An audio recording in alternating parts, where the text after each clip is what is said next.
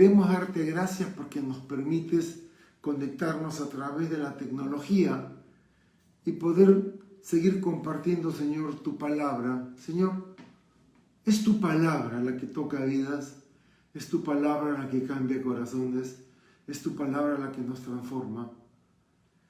Tú enviaste a tu Hijo Jesús, el Verbo, la palabra hecha carne, vivió entre nosotros, vivió una vida ejemplar y cargó con nuestra culpa.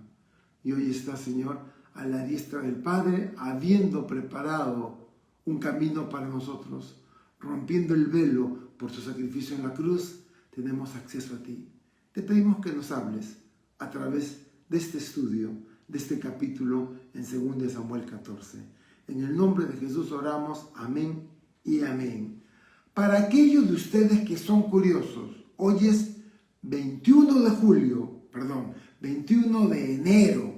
Hoy es 21 de enero del primer mes del año 21 del siglo 21. 21, 21 y 21. Y a las 21 horas con 21 minutos va a ser 21, 21, 21, 21, 21. Así que hoy día jueves 21 de enero continuamos nuestro estudio a través de 2 Samuel 14. Si tienen su Biblia, por favor, abran sus Biblias. Permítanme hacer un pequeño retroceso para ubicarlos a aquellos que recién se conectan. Como consecuencia de su pecado, a partir de entonces, todo lo que ocurre en la vida de David es cuesta abajo. Y ahora David lo hace con mano y con voz temblorosa. Ya sus tiempos pasados han quedado atrás. David no castigó la violación de su hijo primogénito, Amnón, el que tenía el derecho al trono, que violó, forzó a su media hermana Tamar. Fue cometida en circunstancias graves. Era su primogénito y lamentablemente manifestó la misma debilidad que el rey David tenía. Y esta falta de acción, esta indulgencia de David sería la razón de la osada temeridad del crimen contra Amnón.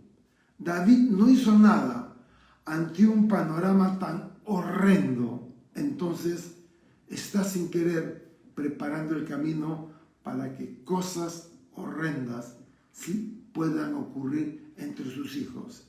Así que podemos decir que fue la falta de disciplina de David Amnón lo que indirectamente terminó matando a Amnón.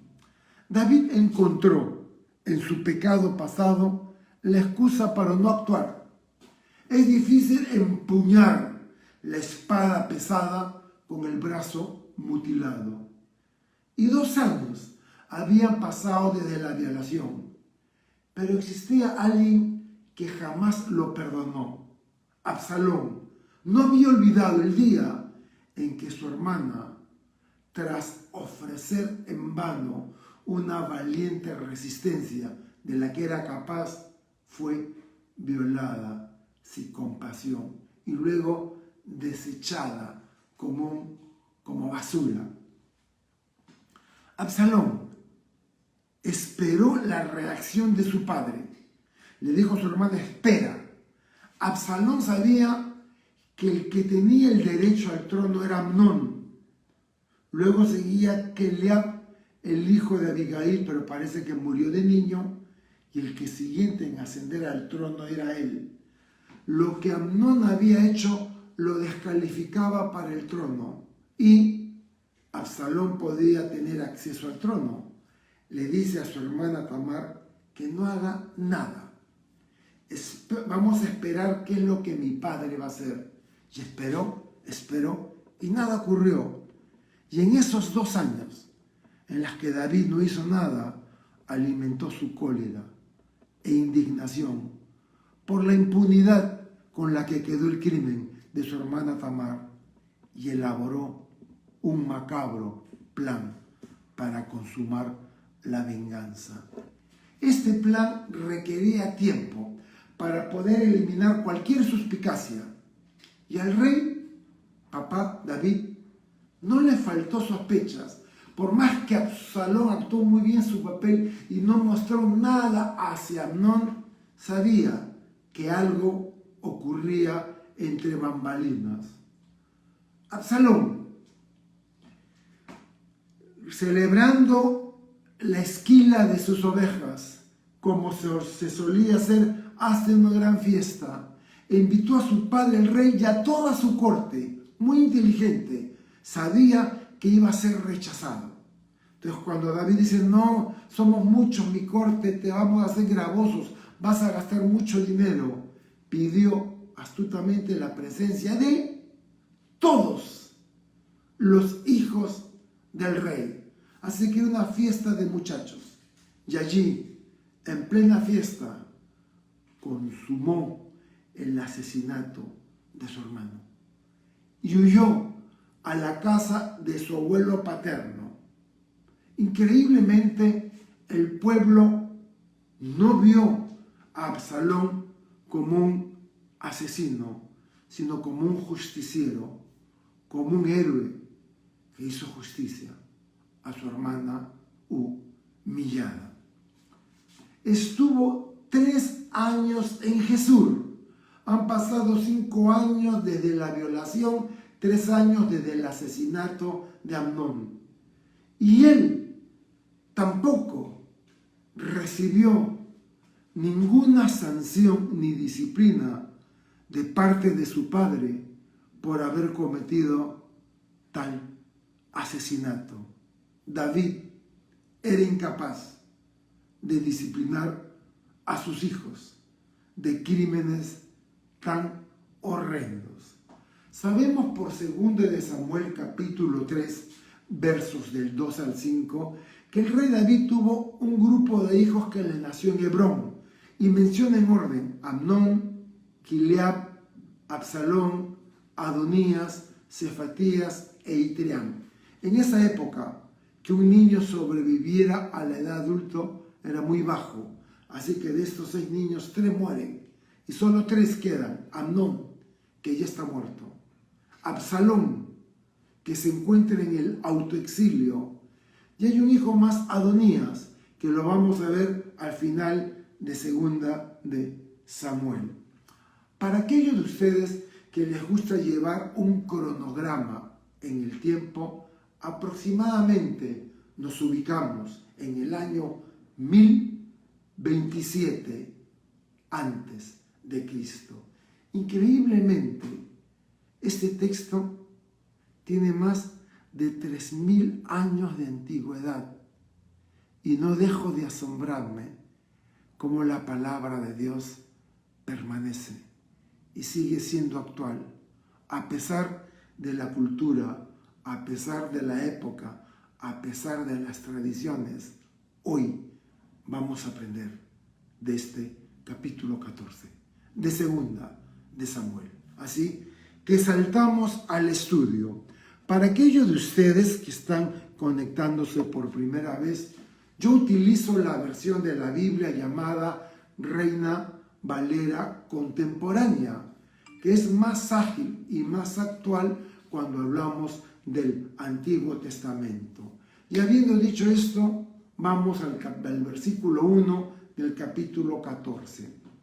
Joab, hijo de Sarvia, sabía que el rey tenía un cariño especial por Absalón. Sarvia era hermano de David, así que Joab era primo hermano de David, y Absalón vendría a ser su sobrino segundo. Así que, sabiendo que David sentía un cariño por Absalón, mandó traer de Tecoa.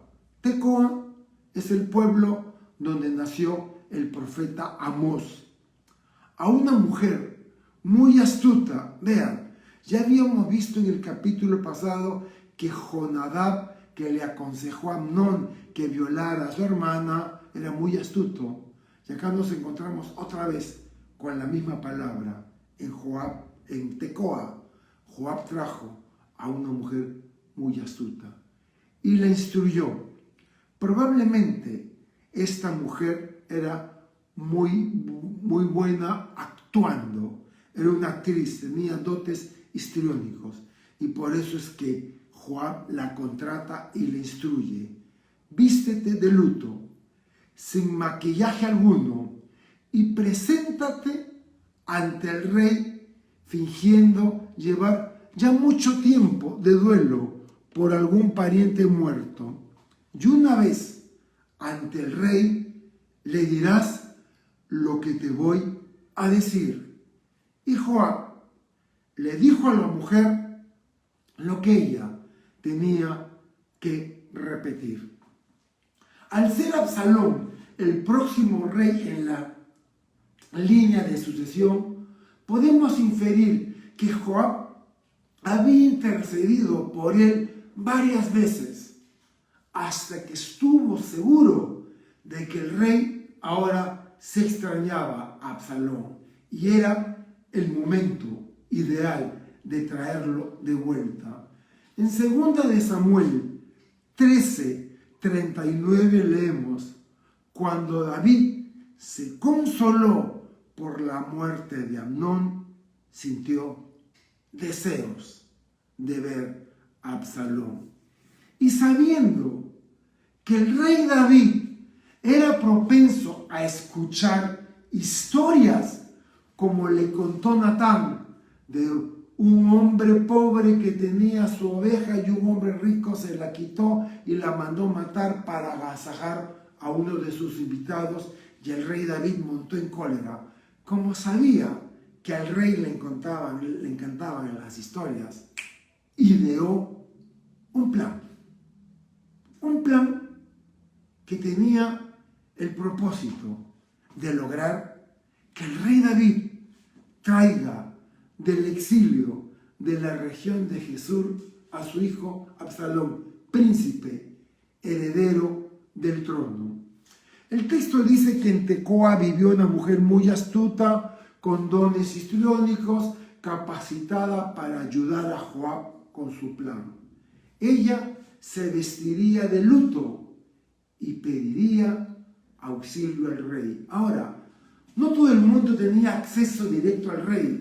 El rey normalmente veía casos que otros jueces no podían resolver. Y cuando el caso era muy difícil, recién se lo hacían llegar al rey cuando los jueces intermedios no se ponían de acuerdo. Pero en este caso, Joab se las arreglaría para hacer que esta mujer llegara directamente a la presencia del rey. Lograría finalmente que esta mujer, esta actriz, que se haría pasar por una mujer de luto, compareciera finalmente ante el rey.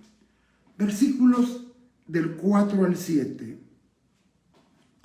Cuando ella se presentó ante el rey, hizo una reverencia, se inclinó hasta tocar el suelo. Dijo: Su Majestad, vengo a pedir protección. El rey preguntó: ¿qué te pasa? Ella respondió: mi marido ha muerto. Era una viuda. Me he quedado viuda. Yo tuve 2 hijos que se pelearon en el campo, pero como no había nadie que los separara, uno de ellos hirió de muerte al otro y lo mató. Ahora, toda la familia se ha puesto en mi contra y me insiste: tienes que entregar a ese asesino, pues tiene que pagar con su vida la muerte de su hermano. La ley de Talión: ojo por ojo, diente por diente, vida por vida. Ella continúa: si les hago caso, matarán a mi único heredero, y con eso habrán apagado la última chispa que me queda, y la memoria de mi marido se perderá por no dejar ningún descendiente. Aquellos de ustedes que reciben mis notas, he puesto una lámina de una mujer ahí arrodillada ante el rey David. Con vestidos de duelo, apareció ante el rey para pedir su intervención y protección. Sus dos hijos se habían peleado. En esa pelea uno quedó herido de gravedad y posteriormente murió. Ahora, toda la familia quería matar al asesino.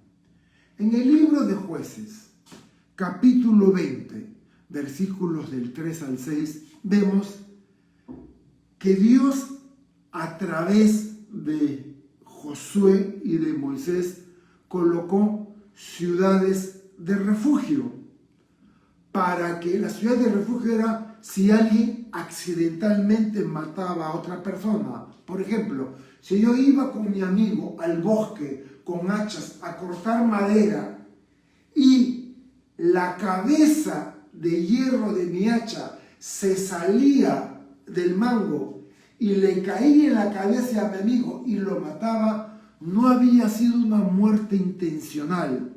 Entonces, por este tipo de muertes de accidente, la ley había colocado ciudades de refugio donde la persona que había cometido involuntariamente el crimen pudiera acogerse, esconderse y refugiarse en estas ciudades.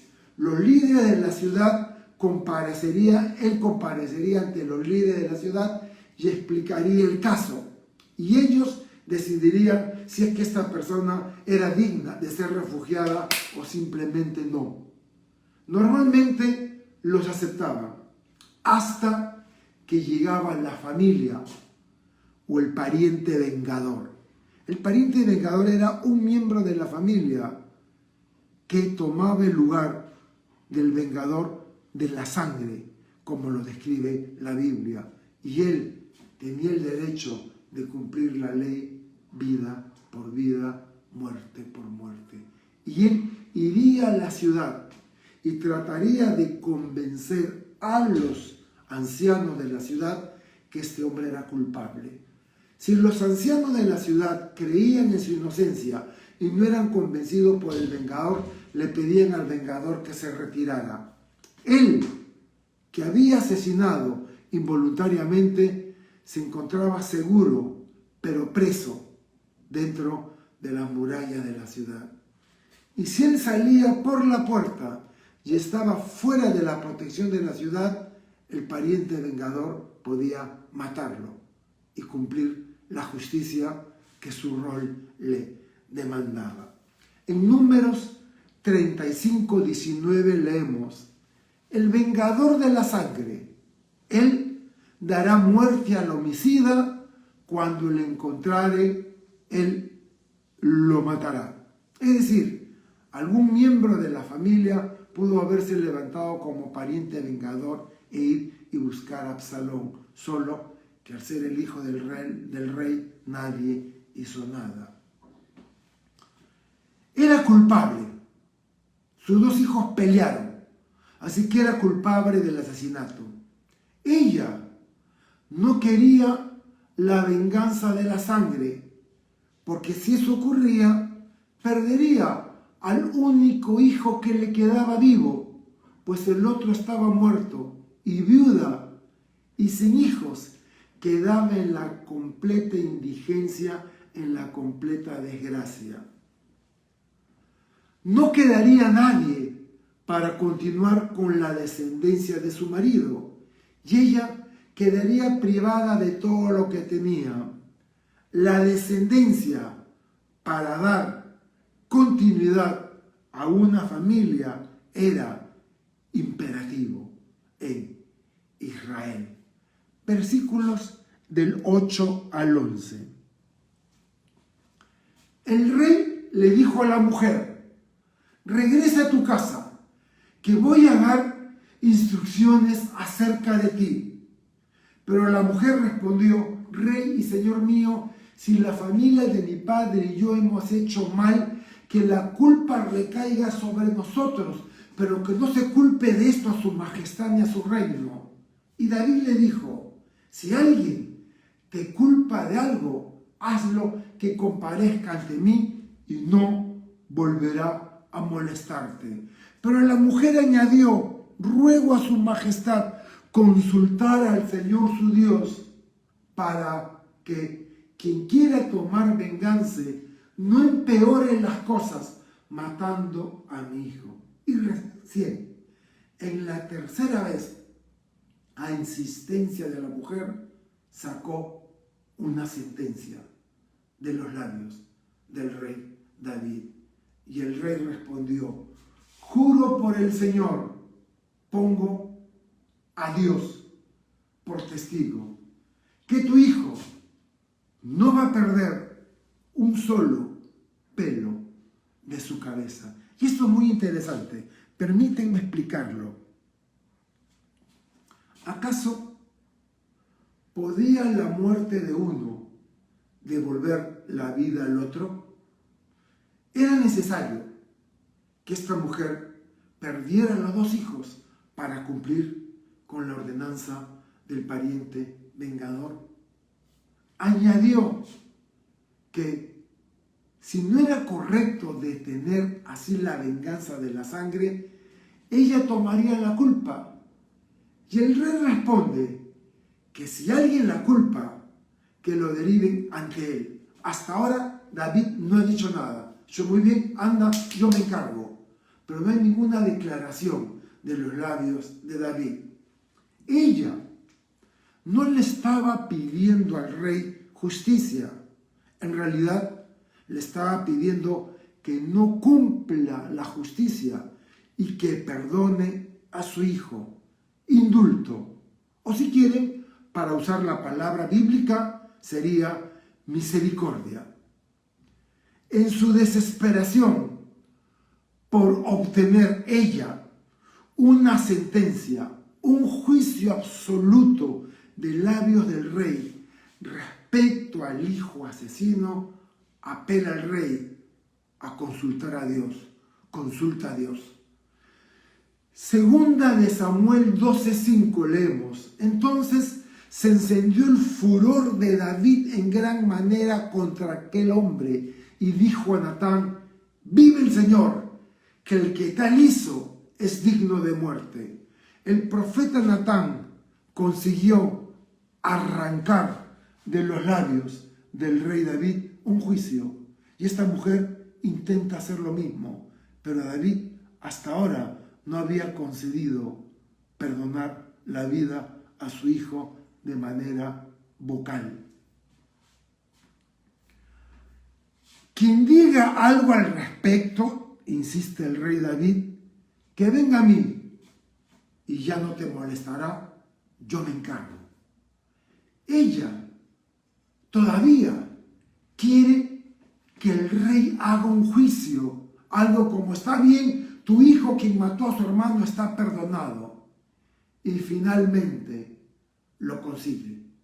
David jura por Dios que su hijo quedará sin castigo al punto que ni un solo pelo se le tocará.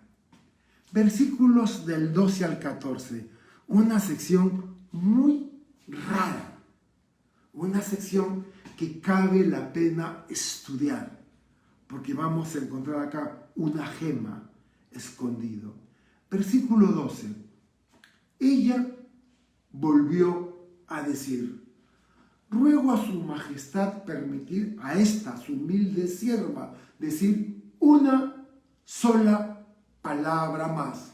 Y el rey le dijo, está bien, te escucho, habla. Ella respondió, ¿por qué su majestad se propone perjudicar al pueblo de Dios? ¿Qué? Estoy seguro que el rey captó la atención del rey. ¿Qué? ¿Yo? ¿Perjudicar al pueblo de Dios? Con lo que su majestad ha dicho, asimismo se condena, pues no permite volver a su hijo desterrados. Y luego el versículo 14, vean, me sorprendo la profundidad del verso 14. Todos tenemos que morir. ¿Alguien duda?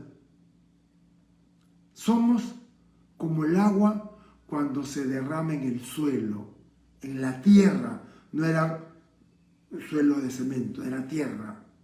¿Y qué pasa cuando el agua se derrama en el suelo? Es absorbida, que ya no se puede recoger. Pero Dios, lejos de quitarnos la vida, pone los medios para que nos volvamos a Él si nos hemos alejado. Precioso. Parece que es un protoevangelio. El mensaje de la reconciliación está acá, en el versículo 14. El rey le acaba de decir que el hijo es perdonado y podrá haber un hijo heredero que continúe con la descendencia de su padre. Sin embargo, su hijo Absalón, heredero al trono, está desterrado. Así que en realidad, esta mujer le dice, su sentencia habla contra usted. ¿Por qué no trae de vuelta al joven Absalón? La primera parte del versículo 14 dice, pues irremisiblemente hemos de morir y somos como agua derramada en la tierra que no puede ser recogida. Y es un hecho. Todos moriremos. Y cuando mueras, no habrá oportunidad de rehacer las cosas que has hecho. Todo lo que puedes hacer, lo harás mientras tengas vida física. Pero una vez que se te prive de la vida física, no hay nada que puedas hacer para cambiar los hechos. La muerte acaba con la oportunidad de mostrar bondad, perdón, amor. Y ahora quiero que me escuches. ¿Cuántas cosas hay que mantienen a las familias separadas? Y casi siempre es ese poco de orgullo que te impide llamar y decirle a tu ser querido, lo siento, realmente no quise decir lo que dije, ¿puedes perdonarme? Si te aferras a esto, te niegas a disculparte y no le dices a la persona que realmente lo amas, lo lamentarás cuando un día venga la muerte y te robe la oportunidad adicional de enmendarte. ¿Con quién estás enojado? ¿Con quién te encuentras peleado? ¿Qué fue lo que te hizo esa hermana? Que justifique que no se hablen, siendo de los mismos padres, teniendo la misma sangre. No hay nada que justifique a un creyente no hablarle a un pariente. Muchas cosas ocurren en la vida y muchos, como mecanismo de defensa, cierran la puerta o ponen una cruz, dan la espalda y nunca más se dirigen a la persona que los hirió. ¿Y eso está bien? ¿Es eso correcto? Los cristianos debemos tener enemigos y personas a las cuales no les hablamos, y la respuesta es contundente: no. ¿por qué no le dije que lo sentía cuando estaba con vida? ¿Por qué no le dije que la amaba? Sí, ella es incapaz de mostrar emociones. Ella casi no habla. Está encerrada en su burbuja. Pero en lugar de enojarme contra ella, voy a hacer lo opuesto y voy a amarla, voy a abrazarla. Si yo sé que estos tiempos son difíciles, pero si lo puedes llegar a hacer, hazlo, porque la muerte acaba con todas las oportunidades de reconciliación.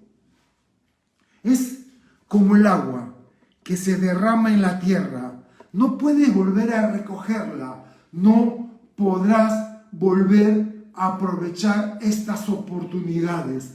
Se han ido como el agua derramada a través del suelo. Se acabó. No hay manera que puedas volver a recogerla.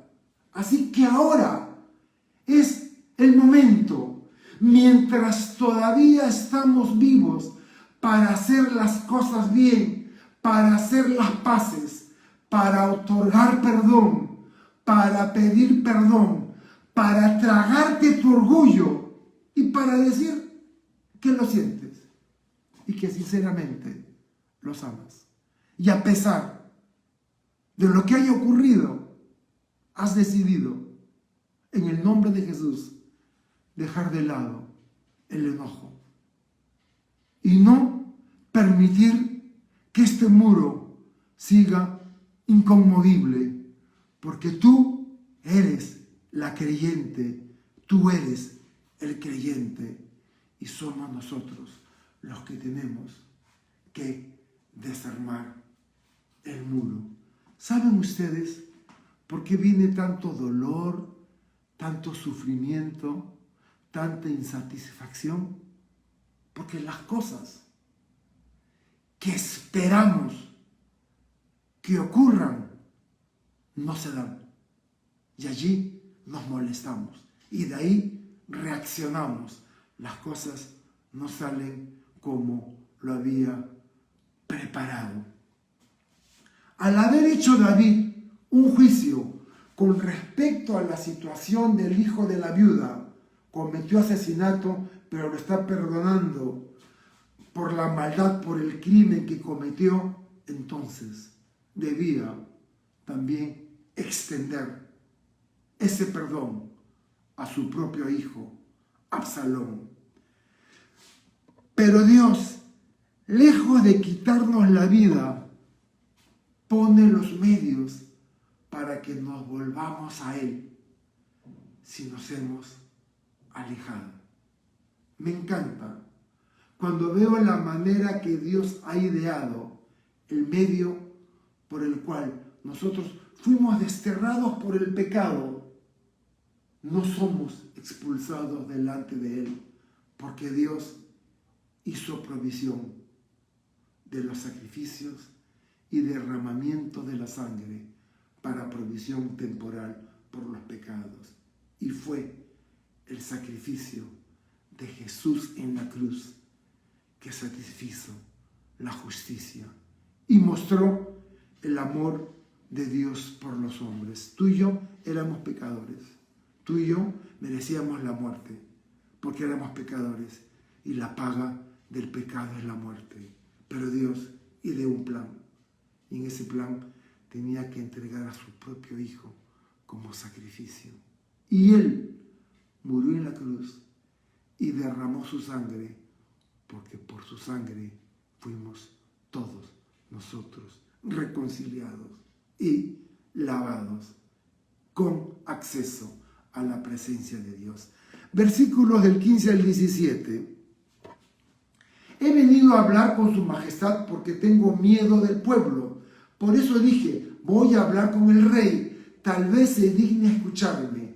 Si me hace caso, me librará de los que quieren destruirnos, a mi hijo y a mí, y quitarnos lo que Dios mismo nos ha dado.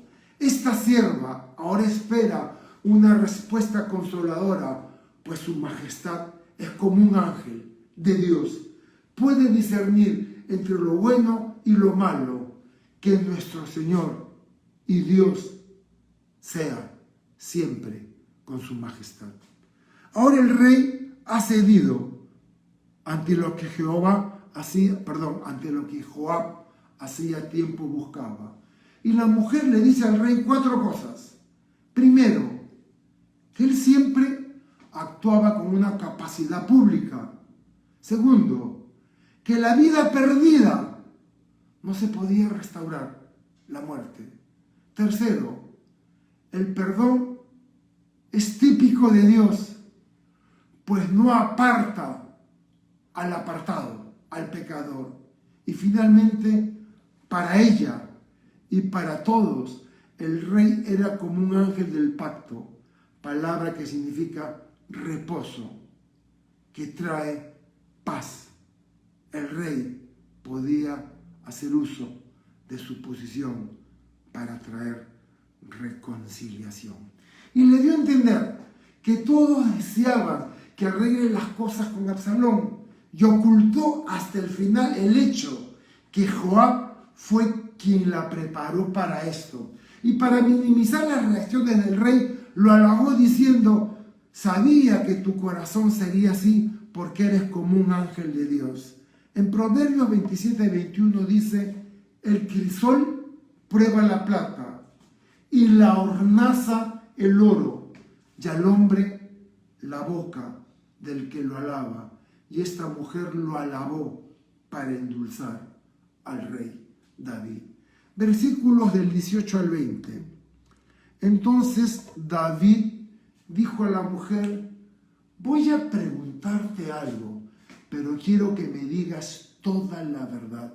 Y ella contestó: diga, su majestad. Y el rey le dijo: ¿no es verdad que detrás de todo esto anda la mano de Joab? Y ella respondió: puedo jurar a su majestad, a quien de ningún modo se puede engañar, que sí, fue su siervo Joab quien me habló y me ordenó decir cada una de las palabras que he dicho, pero lo hizo con la intención de que las cosas cambien. Sin embargo, su majestad posee la sabiduría de un ángel de Dios y sabe todo lo que pasa en su país. David inquiere específicamente si Joab estaba detrás de esto, y la mujer respondió que sí, y la intención era que las cosas cambien. Los problemas no se arreglan solos. Demanda esfuerzo, demanda trabajo el lograr la reconciliación. Hay que precipitar los cambios, no huyas, enfrenta la situación. Hay personas, yo conocí el caso de 2 profesionales que mutuamente se tenían anticuerpos, no se llevaban bien, hablaban mal el uno del otro, hasta que en una oportunidad estos 2 se encontraron juntos, sentados en una misma mesa, y uno de ellos empieza y le dice: oiga, todo lo que ha pasado en nuestra relación es porque usted dijo. No, yo nunca dije. Usted dijo. No, usted dijo. ¿Que usted no dijo esto? No. Yo tampoco dijo eso. No. Entonces estábamos peleados, mortificados, enconados de odio el uno al otro, por una razón que no era valedera. Y estos 2 hombres se reconciliaron. Pero ¿cuántos problemas hay simplemente porque no nos comunicamos? Y si uno de los 2 lados no se quiere comunicar, sé tú la que hables y seas el medio de comunicación en ambos lados.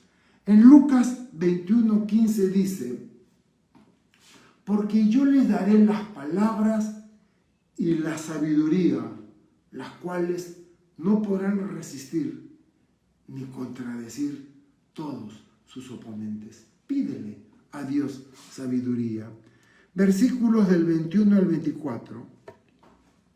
Entonces el rey le dijo a Joab: fíjate bien en esto que he decidido hacer. Ve y haz volver al joven Absalón.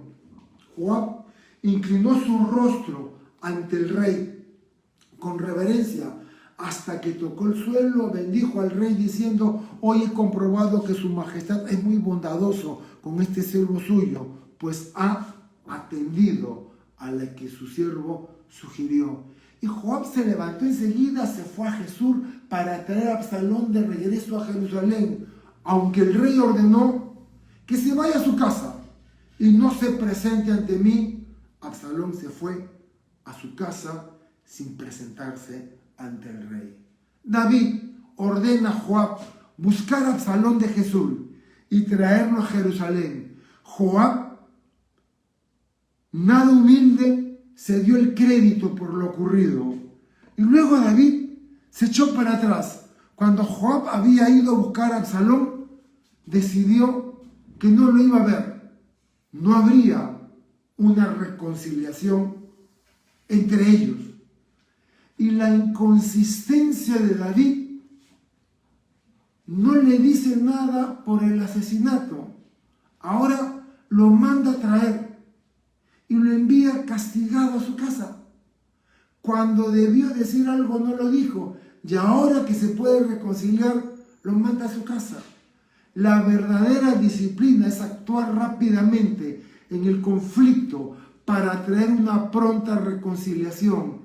Si la bola de nieve empieza a bajar por la ladera y no la detienes, se hará más grande, al punto que no la podrás detener.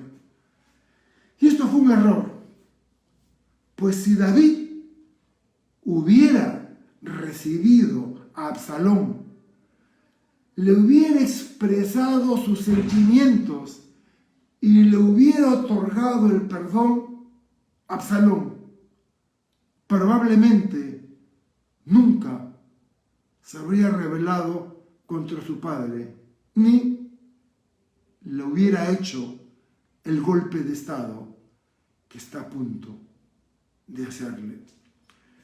Con esta actitud logró que el enojo y la rebeldía de Absalón gestara una venganza ejemplar contra él. Ya el odio y el encono no es contra Amnón, ahora es contra su padre. Así que empieza a planear una rebelión. Se apoderó como un torbellino en el corazón de este muchacho. Y Absalón decide en este tiempo enfrentar y pelear con su propio padre. Versículos del 25 al 27. Estos versículos nos describen cómo era Absalón. No había en todo Israel nadie tan bien parecido como Absalón. Su hermosura era perfecta, de los pies a la cabeza. Cada año, cuando se mandaba cortar el cabello, pues era tan abundante que le molestaba, el cabello cortado llegaba a pesar más de 2 kilos, según el peso oficial. Y Absalón tuvo 3 hijos varones y una hija muy hermosa, llamada Tamar. La Biblia describe que Absalón era bello, su porte era magnífico, tuvo 4 hijos. Se dice que su hija, a la que le llama Tamar, en honor a su hermana que había sido despreciada, era muy hermosa. Y Absalón coloca a su hija Tamar y le da mayor preponderancia que a sus hijos varones. Se describe la abundante cabellera que tenía Absalón. Imagínense, Absalón alto, era muy alto, muy parecido a como era el rey Saúl, que sobresalía entre todos. Pero no solamente era alto, tenía un porte magnífico, sino que era simpático, era agradable y además tenía una cabellera preciosa que se la cortaba una vez al año. ¿Qué cosa creen ustedes que hacía Absalón todo el año con su cabello? Se le echaba champú, se lo lavaba, lo cepillaba, le ponía reconciliador, le daba tratamiento y una vez al año se cortaba el cabello y lo vendía. Y para terminar, versículos del 18 al 33. Durante los 2 años que estuvo en Jerusalén, no se le permitió ver al rey. Hagamos números. Amnón abusa de Tamar. Pasan 2 años. Él, Absalón, asesina a Amnón. Huye a Jesús. Pasan 3 años. Van 5. Y Joab lo va a buscar porque su padre lo llama, pero no lo ve. Pasan 2 años. Han pasado 7 años. Absalón quería verlo. Le envió mensajes a Joab para que intercediera por él, pero Joab se negó a verlo hasta en 2 ocasiones. Entonces Absalón ordenó a sus sirvientes: como saben, el campo de Joab está junto al mío y él ha sembrado cebada, vayan, préndanle fuego. Y sus sirvientes le prendieron fuego al campo de Joab. Y cuando Joab lo supo, fue a la casa de Absalón y le reclamó: ¿por qué mandaste a tus sirvientes que le prendieran fuego a mi campo? Y Absalón le respondió, ni le respondió: te he mandado a llamar para que vayas a ver al rey y le preguntes ¿para qué me hizo venir de Jesús? Sería mejor que me hubiera quedado allá. Yo quiero ver al rey. Y si he cometido algún pecado, que me mate, pero no me prive de su presencia. Y Joab se presentó ante el rey y le comunicó el sentir de Absalón. Entonces, finalmente, 7 años después de la violación de Tamar y 5 años después que no veía a su padre, se presentó ante el rey. Absalón se inclinó hasta tocar el suelo y por su parte el rey besó a Absalón. En realidad, lo que hizo Absalón no fue tan malo como lo hecho por David.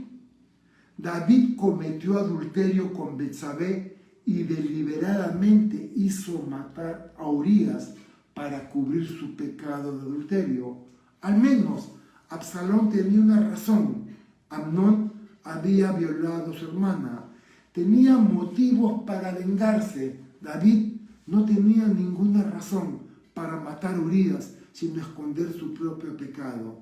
Sin embargo, David estaba reteniendo en contra de su hijo el perdón que había recibido para sí mismo. ¿Recuerdan que el profeta Natán le dice: Dios te ha perdonado, no vas a morir? Dios le había dicho: tu pecado te es perdonado. Y sin embargo, aquí está, acusando a Absalón del crimen. Y Absalón, tremenda joyita, se estaba gestando en él a un guerrillero, a un hombre violento, que no le va a temblar la mano para humillar y despreciar a su propio padre.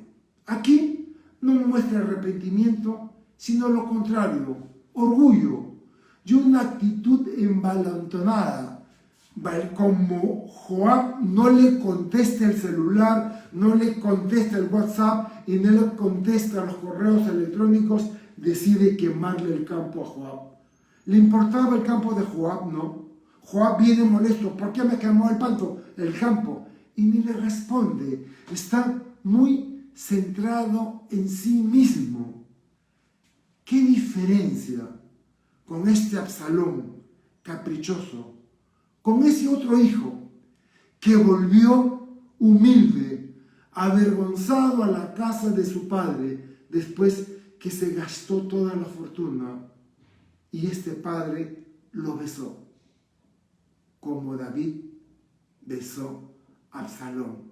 Una señal clara que todo es perdonado. Y este último caso del hijo que regresa a la casa del padre se conoce mal llamado como la parábola del hijo pródigo, el hijo que se gastó el dinero y se fue. Yo le llamaría a esa parábola la parábola del padre amoroso, porque él es quien tiene el plan, tiene la actuación más hermosa. Se encuentra en Lucas 15, al final de Lucas 15. En Lucas 15, 20 dice que este muchacho, después que se había despilfarrado todo el dinero de su padre y estaba comiendo algarrobas de los cerdos, se dio cuenta que los empleados, los obreros de su padre, los jornaleros de su padre, tenían comida caliente y él no tenía con qué llenar su estómago. Así que se levantó y regresó con su padre. Todavía estaba lejos cuando su padre lo vio. Es decir, el padre, desde que el hijo pródigo se gastó el dinero, le dijo, muérete una vez y si no te mueres, dame el dinero que yo me voy. Y el padre nunca dejó de mirar el horizonte para ver si ese hijo volvería o no volvería. Y el hijo está viniendo de lejos. Viene ensayando, padre, no soy digno de ser llamado tu hijo. No me recibas como tu hijo, recíbeme como uno de tus jornaleros. Y el hijo venía pensando cómo le diría a su padre. ¿Y cuál es su sorpresa? Que cuando se acerca a la casa del padre y levanta la mirada, su padre corría hacia él. El hijo se agachó avergonzado y el padre se agachó con él, lo levantó y lo agarró a besos. El hijo hablaba y el padre no lo escuchó. Traigan el anillo, traigan el zapato, llévenlo a vestirlo propiamente. Darle el anillo significaba darle el control y la autoridad, porque en esa época el sello en todo documento oficial era el anillo y normalmente se colocaba lacre y en el lacre caliente se colocaba el sello y quedaba la marca que oficializaba todo documento. El padre estaba devolviendo al hijo pecador con todos los privilegios de hijo y el hijo no lo podía creer. El padre lo había perdonado. Pero qué actitud tan desagradable debe haber tenido Absalón, que Joab se rehusó en 2 oportunidades a recibirle. Pero vean cómo Absalón logra salirse con la suya y trae a Joab a verlo, prendiendo fuego a sus campos de cebada. Fue un error dejar un espíritu tan orgulloso y violento que fuera incubando durante estos 5 años odio sobre supuestos daños que él se siente que le han robado. Se siente 5 años que no ve a su padre. Cuando Absalón se acerca a su padre, los años han cobrado factura. Mientras que Absalón es un joven, guapo y hermoso, David está envejeciendo. Y Absalón lo ve viejo, lo ve débil. Y al final hubo una reconciliación superficial entre el rey y su hijo. Y esto solo alimentó los planes que Absalón ya tenía en mente. Vemos la consecuencia de la debilidad de David.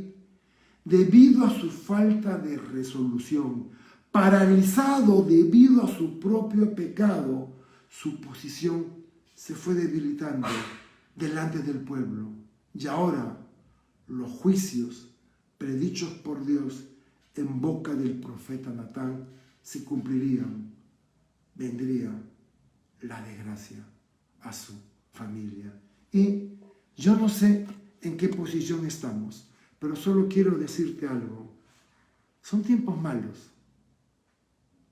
Son tiempos difíciles. La vida es frágil. Estando en la tercera semana del mes de enero, ya casi no quedan camas en las unidades de cuidados intensivos. Hay gente que está esperando una cama y no tiene acceso a ella. Un amigo que hoy es pastor de la juventud está luchando con el COVID. Tiene problemas de saturación de sangre y no hay cama para él. Está esperando una cama para poder entrar. Y la vida es frágil. Y esta vida es todo lo que tienes para reconciliar, para perdonar, para amar. ¿Por qué no aprovechas este tiempo para buscar la reconciliación con, sea quien sea, te hizo daño, te maltrató? No incubes odio. No te hagas esto. No embargues tu corazón con deseos de revancha, de venganza, porque no te hace bien. Más bien te denigra y muestra como poco a poco te alejas de ser un hijo semejante a tu Padre amoroso. Pídele a Dios sabiduría. Que Dios, en estos momentos que estoy hablando, el Espíritu Santo está trayendo a tu mente nombres de personas con las que tienes que esforzarte para acercarte, para amarlos, para aceptarlos como son, para buscar la reconciliación. Somos nosotros, los creyentes. Nosotros merecíamos un pago por nuestro pecado, pero Dios, con su Hijo Jesús, nos trajo la reconciliación. Ahora es tiempo que tú también busques la reconciliación. Basta ya, reconcíliate con quien tienes que reconciliarte, porque el Espíritu Santo te está colocando, trayendo convicción a tu corazón. Señor, gracias por tu palabra, gracias porque no vuelve vacía, gracias. Vemos en estos capítulos triste la tragedia en la relación rota entre un padre y un hijo, que hay muchas cosas de por medio, y el beso final no soluciona nada, sino incuba en el corazón del hijo la manera de dañar, de golpear al Padre. Padre Celestial, gracias porque siendo enemigos tuyos, tú enviaste a tu Hijo Jesús a morir en nuestro lugar.